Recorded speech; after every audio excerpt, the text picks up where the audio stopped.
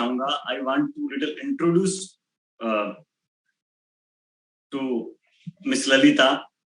She's an international teacher with more than 10 years of experience in the field of yoga and meditation. She has completed several yoga trainings in India, in Bali, as well as studies in Buddhist monasteries in Thailand and Myanmar. She loves to weave into her asanas classes the fundamental philosophical and spiritual dimensions of yoga and pair them with mindfulness and dual teachings. One thing she left in the message is that she forgot about her music skills. So, so she is very good in the music, and I already explained when she sings. So just after listening her voice, anyone can go into the meditation. So on the behalf of MDG Gurukula and on the behalf of Vedamrita organization, I would like to welcome Lalita. Over to you, Lalita. Thank you. Namaskaram. Thank you so much, Niraj. And thank you also everyone who's here, all the speakers and people who are watching us right now. Thank you, Niraj, for that introduction. I must say that regarding music and voice, for me, what impulsed me to sing, because I didn't sing just a few years back, was bhakti. It was devotion. And it was the mantras and like all this that wanted to come out, that just had to find an expression and an outlook, which ended up being, in one way or another, my voice. So yeah, thank you. I want to start to touch on this topic of the role of yoga for humanity, really understanding the word yoga, right, as union. And maybe inviting the people who are watching us to sense yoga as something more than just a physical class, a stretching class, or an asana class, right? But really coming into terms with the concept of yoga as union. And that union is what we seek for and what we long for, and understanding that it is already there. All we have to do is to peel off the layers that don't let us see that we're already there, united and not separate from the divine. And if you notice right now, we humans have evolved, from all these little creatures into becoming what we are right now, like this really highly evolved, physically highly evolved creature that we are right now. We grew a thumb, we have a nose like this, the eyes like this. And humanity has come to a peak of evolution, if you may say it that way. And right now, the idea is to trace back to consciousness through the process of involution, right? So we have evolved outwardly into what can be the highest expression. Scientists say that humans can't evolve any further. Like a little bit, maybe some things may fall out, like, the appendix and stuff like that. But we have come to our maximum expression. But right now, as you see, the world is in chaos. And as Niraj and Guruji were saying, in distress. There's a lot of dis-ease. So clearly we've come to a point, and now like we hit a wall. And that is none other than the possibility to now do the evolution, but inwards. So to start the process of involution and to just trace back our awareness back into source, back into consciousness, into Brahman. And yoga then plays this really important role for humanity to be able to do that. And yoga understood also as the various paths that we can take. There is the Raja Yoga path, as Guruji just beautifully explained with the Ashtanga system. There's also the path of bhakti and devotion, of jnana, of the mind, of self-study, and of discernment. And there's a path of the selfless service, right? The karma yoga.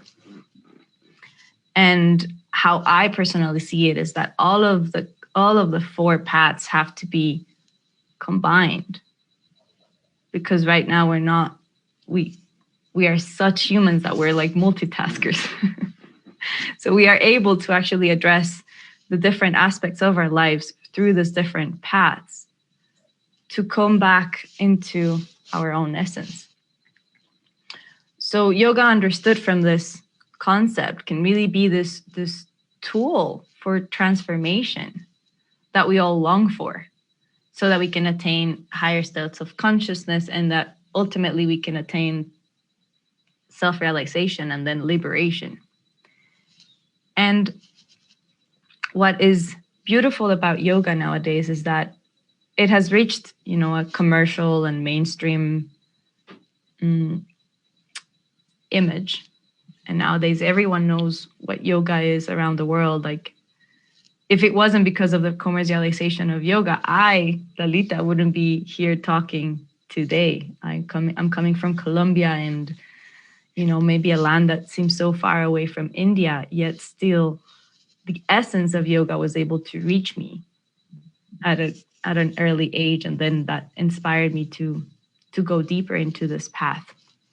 So this commercialization of yoga, even though it is kind of watering down the essence of yoga, it's also giving the possibility of it to expand and reach many parts of the world, where maybe some people will start to spark some interest into what's really behind, as I was saying before, just a stretching class or just an exercise asana class.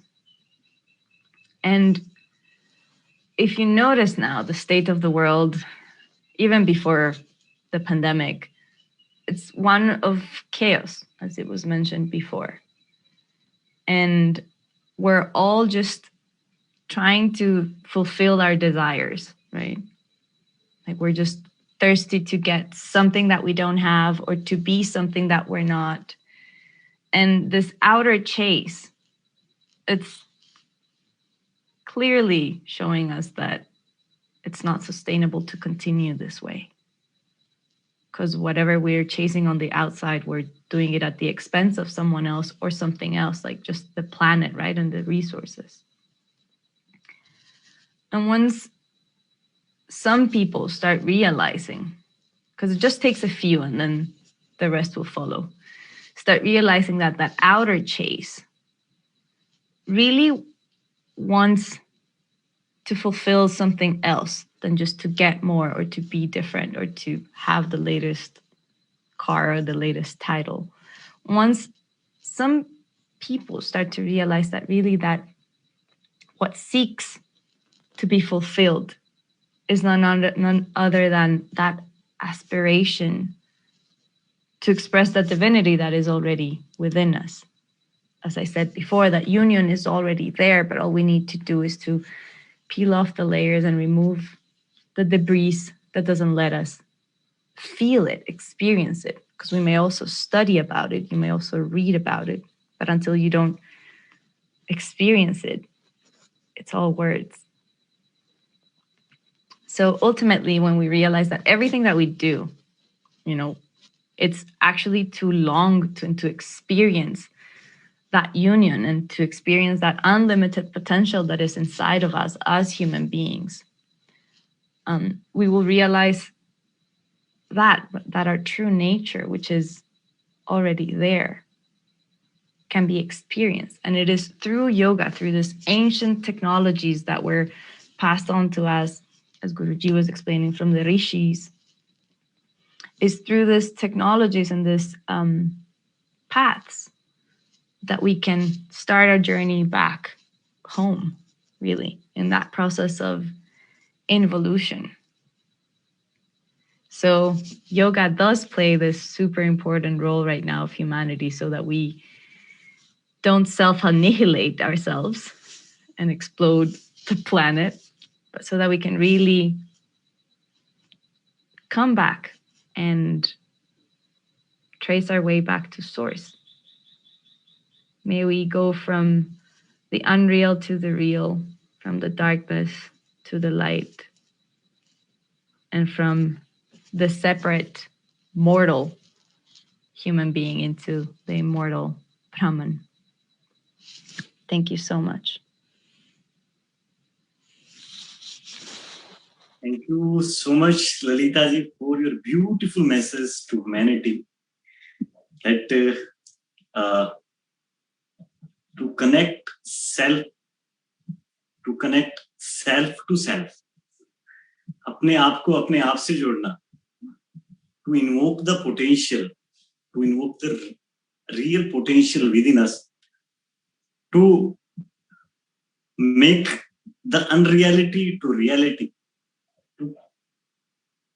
Unreal से real को प्राप्त करना. To move from darkness to light. अंधकार से प्रकाश की तरफ की यात्रा. ये जो आपने संदेश दिया, thank you so much for this beautiful message. Thank you so much, Lalita ji. And